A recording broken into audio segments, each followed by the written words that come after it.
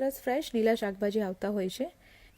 તો આજે આપણે ફ્રેશ કોથમીરનો ઉપયોગ કરી અને ટેસ્ટી એવી કોથમીર વડી બનાવવાની રેસીપી જોઈશું.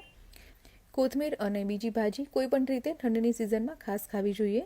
તો આ કોથમીર વડી એકદમ સરસ ઓપ્શન છે જે ફટાફટ બની જાય છે અને સાથે ખાવામાં ટેસ્ટી અને હેલ્ધી પણ ખરી. તો હું છું Nirali. Welcome to my channel Nirali's food world. તો ચાલો રેસીપી જોઈ લઈએ. તો તેના માટે મેં એક જે બંચ આવે કોથમીરનું તે લીધું છે. 1 કપ ફ્રેશ મેથીની ભાજી લીધી છે. લીલું લસણ લીધું છે.